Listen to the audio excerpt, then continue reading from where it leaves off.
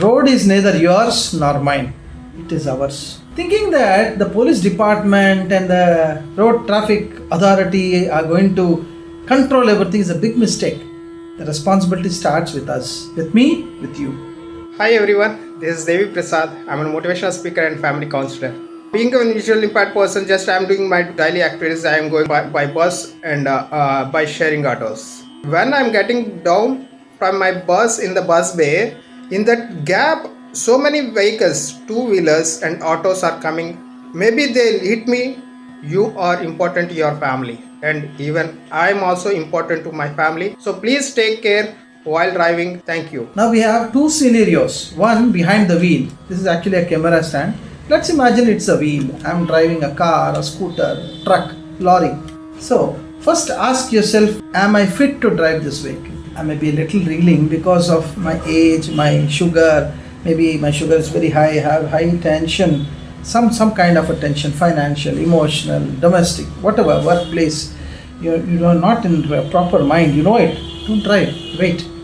Take some other mode of vehicle use so that you don't endanger yourself and others. One. See, there are many scenarios. Like I said, I am driving 140 abroad countries or just 60, 70 here in India like countries. When I am driving, suddenly I feel reeling or I feel sleepy. Please, at the nearest place, give a signal, turn to wherever there's a parking bay, take rest. And then refresh, have a coffee or something. Do your washroom usage if you want, and then resume your driving. Very important. Now we talked about the person behind the wheel. He may be having a big fight and he comes, is angry. So even a small violation by a person who's crossing us. See, nobody's perfect. Even during driving, we commit lot of mistakes. I commit, you commit, everybody. Even probably a policeman behind the wheel will commit some mistakes because rules are there, but human being behind the rule is always there who by mistake will violate a rule. So don't get angry, frustrated, and never talk negative when you're talking with your other person by the side. Just keep your mind positive. That's why good music in the system is very good. Enjoy it and tell the person who is very toxic by your side to just be quiet. You're driving full packed, you know, countries like India, it's like bumper to bumper. If you have to concentrate on two things, it's impossible. So the other person or persons behind, along with you, must keep you in good spirits, good positive vibrations so that you take the right decisions. And you should not become sleepy. If you are sleepy, pull over. For 5 minutes, a cat nap will also help you. Have a nice coffee, resume. But never go because you're endangering your life, others' life. This is the person behind the wheel. When you are driving, a person has come and you'll say, hey, can't you see? Are you blind? Are you deaf? And you just go off. Please have manners. Go slow. Have compassion. The person who's trying to go walking, crossing a road, never threaten with your horns or with your bumper while they are crossing on the zebra. 1. Zebra lines. 2. You never know. They can be hearing impaired. They can have some visual problems. They can have some mental retardation. They may be walking like this. So have compassion. Old people, they don't have locomotor stability, won't be there. They'll fall. Or somebody coming from an operation. Somebody on a wheelchair. So please, you have to understand the road belongs to all of us. The worst part that can happen to all of us is the traffic junctions. I'm going to show you some pictures. Why should begging be allowed at busy cross sections or anywhere? Because begging is a racket, a criminal racket. Some child is abducted, hands deformed, wantedly, purposefully, just for the purpose of putting them into this trade of begging. Old people. See, so many things happen after this organ trading. Why do you encourage it? I'm going to show you. At a cross junction, I found wheelchair, a person sitting on it, and a lady is pushing them through really bumper to bumper cars and scooters. Come on, we don't want a scratch from them. 1. We don't want them injured. 2. And when there is a signal also, they realize it's a signal is coming. We are in a hurry already. I'm a doctor. I have to rush When I'm rushing, these kind of things come. So how fair is it to let this go on, this business of begging go on, creating traffic hazards, while they're 1-2 meters away, checking our licenses, e-books, insurance, helmets, belts. What about them? Before their eyes, morning to night, they are bought on certain vehicles, they beg, and at the time of leaving, again a vehicle comes, they get into it and go. Where are they going? Who is behind it? Why is this department leaving them? They are making some illegal contractor of these kind of rackets rich. Maybe their organs will be removed later. Who knows? So never be a part of helping the beggars. No. It's a crime in certain countries. I will show you. A few hours ago, I saw this blue shirt person coming out with this beer bottle, sitting here when the traffic was active and drinking. They are helping themselves with our money. So we are talking about the problem of a criminal racket that exists in every country almost. And the solution which I propose is, see, there are night shelters for people living on the roads in India. These night shelters must be made a manufacturing unit in every city, in every town, in every village, where the beggars are forcibly picked up, arrested and made to work there till they get tuned to a dignified earning that automatically weans them off from the habit of begging or forced labor by organizers of this racket called begging.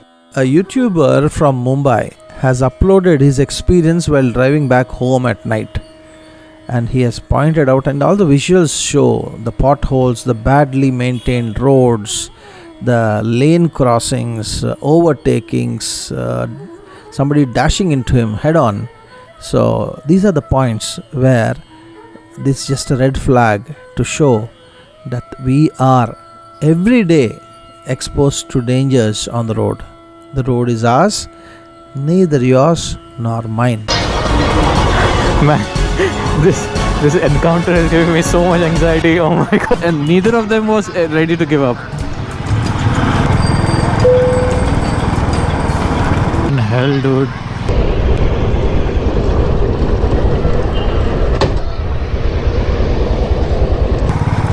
I did not see him at all, dude.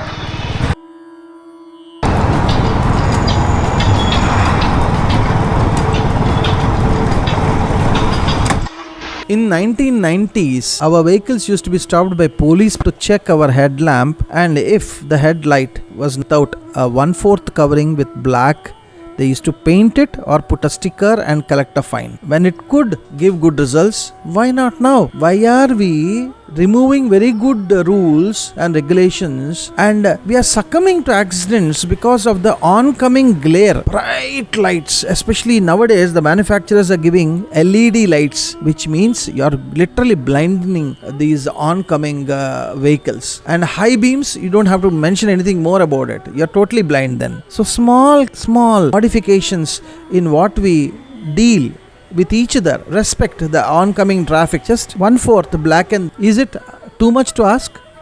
Nice. It is a beautiful dog, so obediently wagging its tail on the tank of its owner, who is very busy with his cell phone while waiting for the signal to clear. But it is chained. I agree, I see a chain to the vehicle. But then if the dog falls, the chain will become its hangman's noose.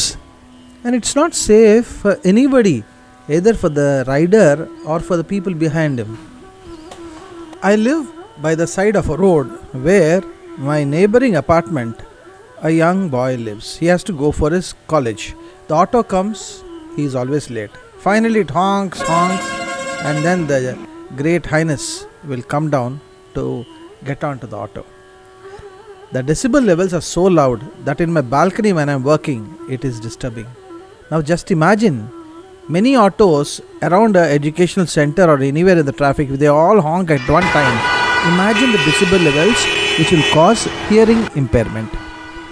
I was just driving along on the highway, and there was one lorry which was flashing. I thought it was a mistake. I thought it was a reflection.